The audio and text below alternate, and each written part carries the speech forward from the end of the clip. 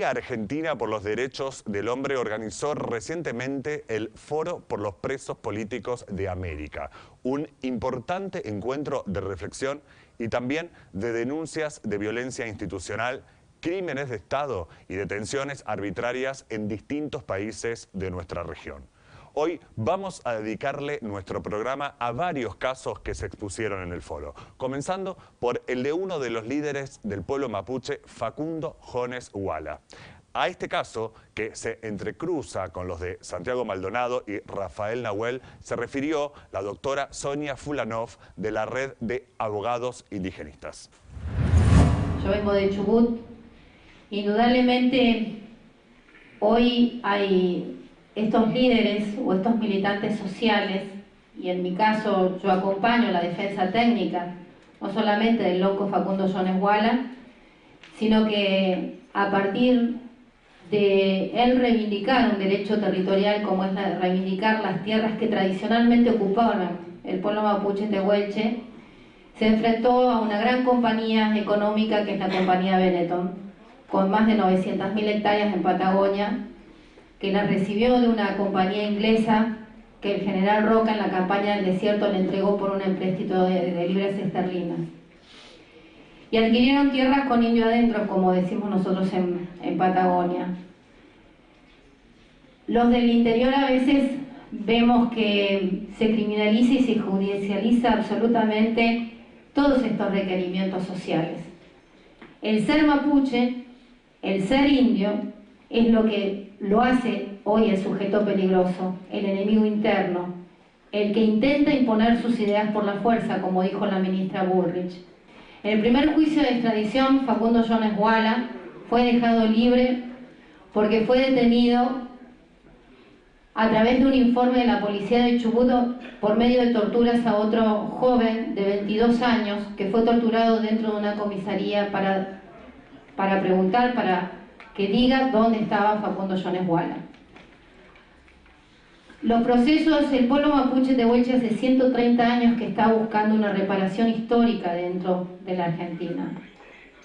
No es imponer ideas por la fuerza, es el ejercicio de un derecho y hoy se criminaliza ese derecho territorial. Facundo fue procesado por el fiscal porque el 17 de octubre, cuando encuentran el cuerpo de Santiago Maldonado flotando 80 metros más arriba de donde había tratado de cruzar el río, Facundo puteó, perdón la expresión, a las autoridades nacionales y está procesado actualmente por sedición. Él no conoció a Santiago. Santiago se solidarizó porque ese día Nochetti había ordenado cazar a los mapuches. Facundo dijo, Santiago se solidarizó, fue a mi casa con mi gente, fue a ver a los mapuches, que es lo que estaba pasando, y desapareció adentro del patio de mi casa, y luego apareció muerto en el patio de mi casa. Ese es su domicilio, pero indudablemente que ese domicilio es peligroso, es conflictivo, y ahí no puede hacer su arresto domiciliario. Se tiene que hacer en una casa alternativa, que es la de su abuela paterna, por lo cual él recibe su linaje como lonco del pueblo mapuche. La situación de su extradición, indudablemente, como les decía, no hay plazo para resolver. Va a estar bastante complicado y va a tener que argumentar bastante la Corte, que ya resolvió en un primer juicio, si una persona puede ser sometida 2 veces a un mismo juicio o un mismo proceso. También el juez no ha aplicado los derechos humanos de los pueblos indígenas, y esto es una gran falencia de los operadores de justicia, de los jueces y los fiscales, que acomodan de acuerdo a su criterio y a su formación, desconociendo ampliamente los pueblos indígenas y lo que el Estado argentino hoy está obligado desde la reforma de la Constitución del 94. A 2.200 kilómetros, esta es la situación en la cual hoy nos encontramos. Así que desde ya les agradezco, les dejo ese mensaje de Facundo, que no se olviden que en el territorio también mapuche hay otros presos y presas políticas. Gracias. La doctora Alessandra Minichelli también expuso en el Foro por los Presos Políticos de América. Allí dijo su verdad sobre el caso de su marido, el ex ministro de Planificación, Julio De Vido, detenido hace ya más de un año. Julio construyó desde ese ministerio un plan estratégico territorial para poder atacar todos los que eran asimetrías regionales en la República Argentina, que es un país federal muy amplio, y a partir de ahí también trabajar en todos los que eran desigualdades entre las personas. El trabajo que llevó adelante Julio era un trabajo bajo un modelo social nacional. A algunos les gusta decir que Julio está preso hoy por peronista. Creo que está preso porque llevó adelante un modelo social nacional que molesta al neoliberalismo que hoy gobierna nuestro país. Cuando concluye el mandato de Cristina Fernández de Kirchner, yo suelo decir que agarraron el último plan estratégico territorial de Julio, donde había ejecutado o había plasmado acciones a corto, mediano y largo plazo que de interrumpirse generaban perjuicio patrimonial al Estado y responsabilidad personal a los funcionarios entrantes, porque había obras que tenían un 12% de ejecución faltante para ponerlas en valor, como es la central térmica de Río Turbio, como son Yacyretá, como son Atucha 2 y 3 que se suspendieron, bueno, muchísimas obras que este gobierno enumeró, este gobierno nuevo de Cambiemos enumeró para deshacer y desandar.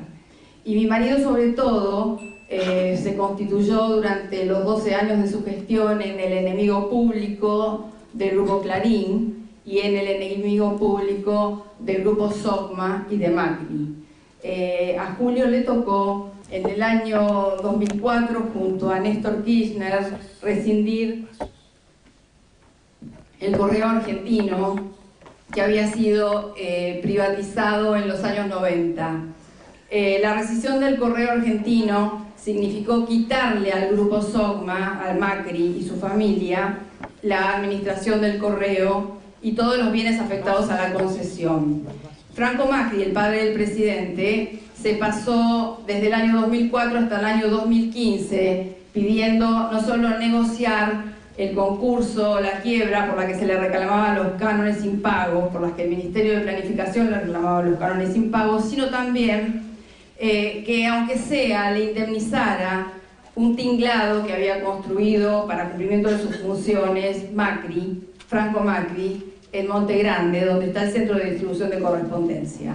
Por supuesto que intentó negociar, transar o lo que fuere para poder obtener, aunque sea esa indemnización. Hasta el año 2015, diciembre del 2015, nunca logró que se le reconociera ningún derecho sobre ese tinglado y que se indemnizara.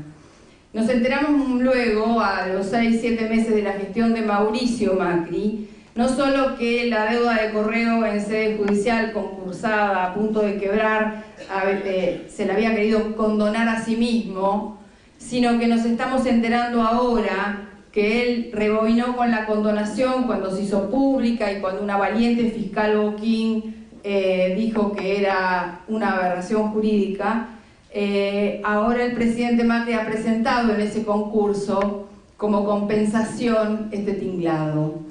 Están corriendo en este momento los plazos que vencen ahora en agosto para ver si efectivamente este tinglado pertenece o no pertenece al Estado Nacional como parte de la concesión del correo y ver si efectivamente puede Macri compensarlo para dar por cancelada su deuda y salirse de la quiebra.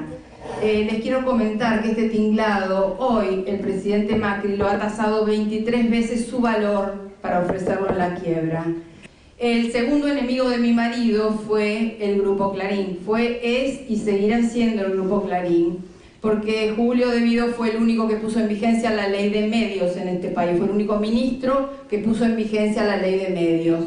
Julio emitió la resolución número 100 por la cual le quitó al Grupo Clarín el gran negocio Fibertel con el que ya se estaba aliando a Cablevisión. Fibertel, un negocio millonario, el Fibertel de Internet, Y lo que hicieron al día siguiente de la resolución por la cual se le quitó Fivertel fue ampararse. Vino la Asociación para la Defensa de la Competencia, que es una asociación civil integrada por los abogados del Grupo Clarín, uno de ellos hoy miembro de la Corte Suprema de Justicia de la Nación, y el amparo duró hasta diciembre del 2015.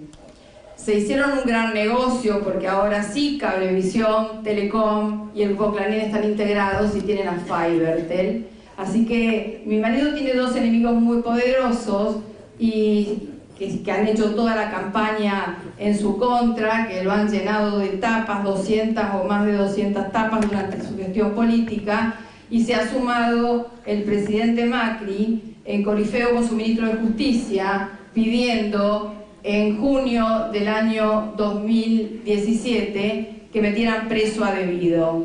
Y el obediente fiscal Stornelli, ex jefe de seguridad de Boca, fue quien se encargó de esa tarea. El fiscal Stornelli consiguió en una causa que se llama ICRT, es una causa en la que mi marido en el año 2008 firmó un convenio marco con la Universidad Tecnológica Nacional, como lo firmó con todas las universidades nacionales, porque el presidente Kirchner, cuando se hizo cargo del gobierno, dijo basta de consultoras privadas asesorando al Estado, que vengan las universidades públicas a prestar asistencia técnica. Mi marido firmó convenio, como muchos otros ministros, con todas las universidades nacionales y le inventaron que por haber firmado con la Universidad Tecnológica Nacional un convenio marco, él tenía responsabilidad por alguna rendición de cuentas que posiblemente no estuviera clara, y aparte porque la Universidad Tecnológica Nacional en el año 2012 había creado una fundación que se hacían de un porcentaje para becas, para equipar laboratorio y etcétera, etcétera, y las cuentas estarían o no bien rendidas, y vamos a buscar los papeles. Cuando fueron a buscar los papeles, parece que faltaban 2 cajas, y esa fue la excusa por la que el fiscal Stornelli, habiéndole consultado al juez Rodríguez si mi marido tenía algo que ver en esa causa o había mérito para perseguirlo, y el juez Rodríguez haberle dicho 3 veces que no, le insistió que no, y entonces el fiscal Stornelli se fue a Cámara. La Cámara decidió que como faltaban 2 cajas, Debido podía estar entorpeciendo la investigación, porque además era presidente de la Comisión de Energía de la Cámara de Diputados, entonces urgente había que pedir el desafuero y ponerlo preso. Resulta que esas 2 cajas que faltaban las había retirado una diputada del Parnasur, que a su vez era la esposa del vicepresidente de la Comisión de Energía, el diputado por Santa Cruz, Eduardo Costa, hoy senador, y estaba siendo mostrada por él y por el interventor de ICRT en un programa de televisión. Con esta mentira se inicia la causa por desafuero a Julio, vuelvo a decir, contra la pared, los legisladores también, muchos de ellos escudándose en Julio Debido, y si va él, que es el más cabezón de todos, escondámonos atrás de él, para que no miren a ninguno de nosotros y no nos carpeteen. Y de esa forma fue como, incumpliendo la ley de desafuero, desaforaron a Julio y está preso. Julio lleva 9 meses preso en Marcos Paz, una cárcel de máxima seguridad, en condiciones lamentables. Pero vengo acá a pedir libertad por todos los compañeros presos políticos, y vengo a pedir y a exigir libertad por mi marido.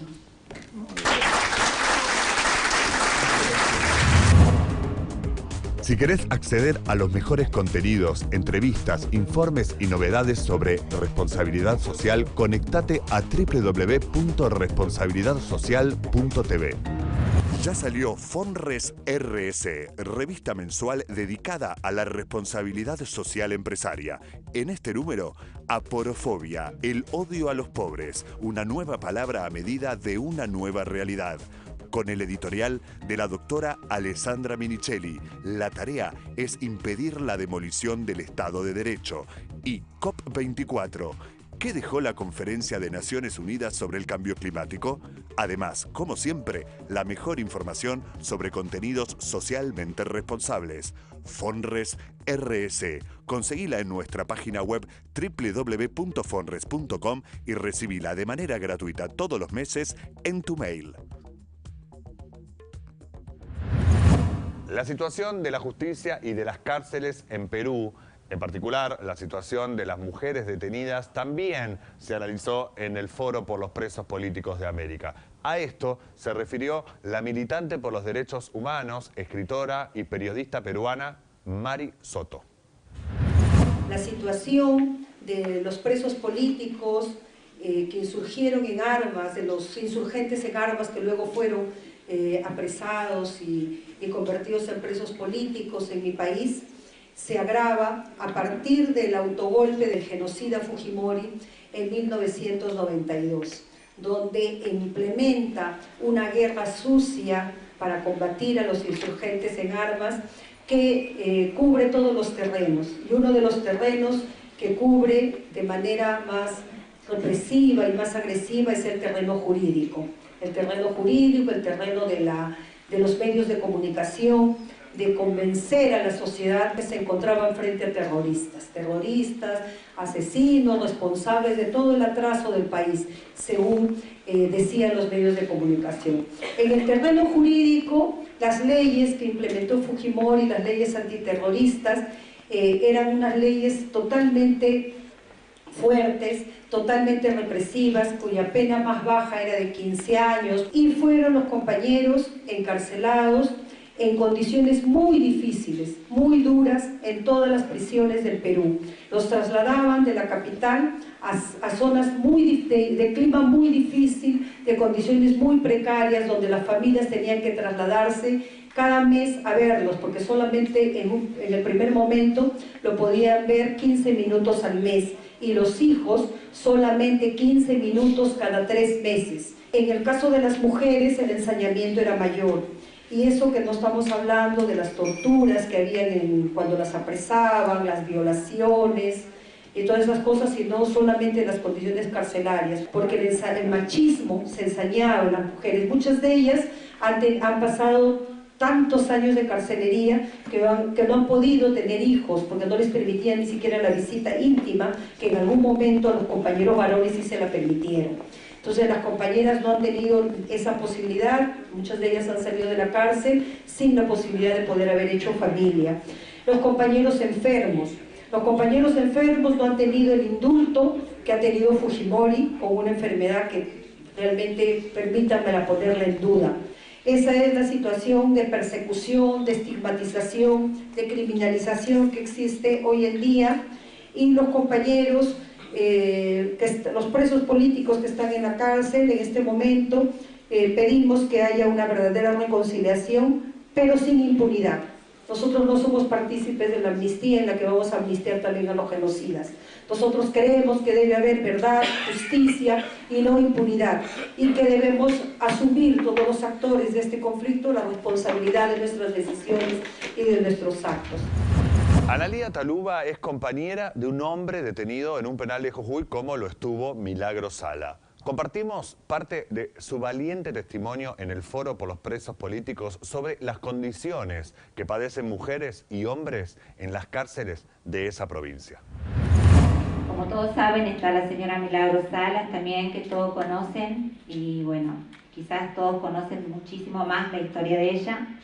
Pero bueno, yo vengo a hablar en nombre de los compañeros que están presos todavía en los penales. Quiero comenzar por Mirta, por Shakira, que es una chica que está presa ya también hace más de 2 años, que fue operada en 7 oportunidades de que está presa.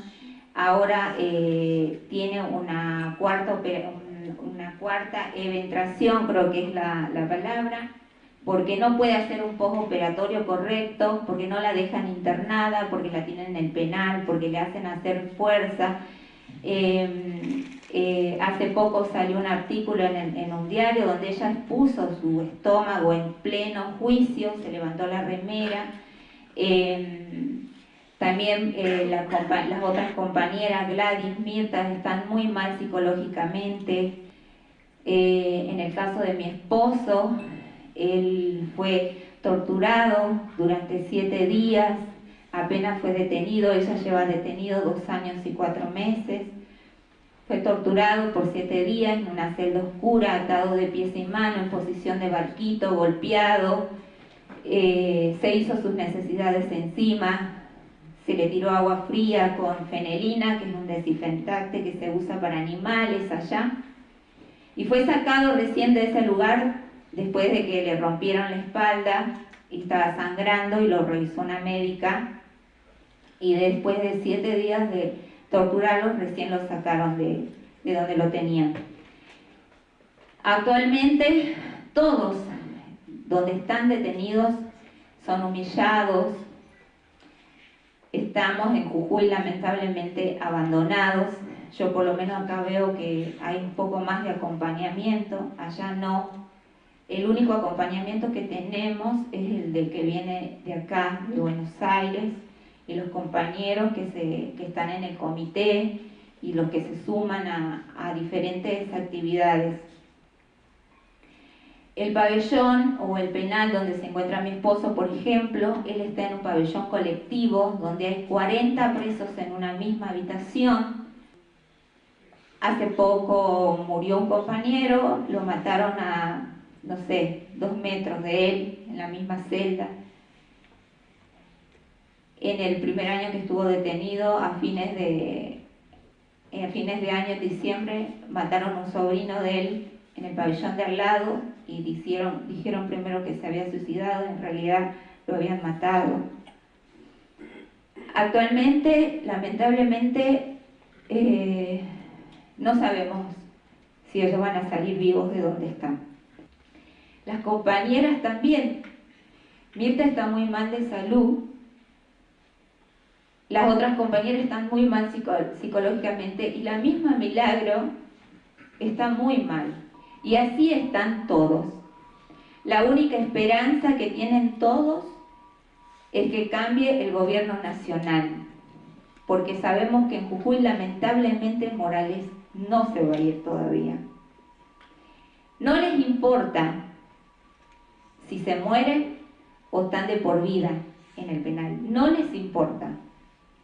Ya lo hemos comprobado en las diferentes causas, están presos por cosas absurdas. Cada cosa que se presenta se niega. La verdad que yo había notado un poco lo que iba a decir, pero como siempre nunca leo lo que escribo, porque creo que la mejor manera de decirlo es contarlo desde mi corazón y de lo que nos pasa. A mí me hubiese gustado que hoy estén acá los otros familiares de los demás presos, porque sería bueno que los escuchen personalmente, y quizás hay cosas que yo no pude decir, que ellos necesitaban decir, pero sí que sé que lo que necesitan ellos es que no los abandonen, que sigan luchando. Están presos por ser negros, por ser cabecitas negras, por luchar, por organizar, por dar cosas a la gente pobre. Y eso es lo que no quiere Macri, eso es lo que no quiere Gerardo Morales. Y bueno, gracias a la gente del comité, gracias a toda la gente que nos fue a visitar, a los que van a visitar a los presos. Y quiero que sepan que aparte de Milagros Salas, en Jujuy está Mirta Izama, Javier Nieva, Graciela López, Gladys Díaz y Mirta Guerrero. Y mi esposo Pedro Barrieta. Gracias. Hasta aquí llegamos hoy con este programa sobre el Foro por los Presos Políticos de América que organizó la Liga por los Derechos del Hombre. Gracias, como siempre, por habernos acompañado.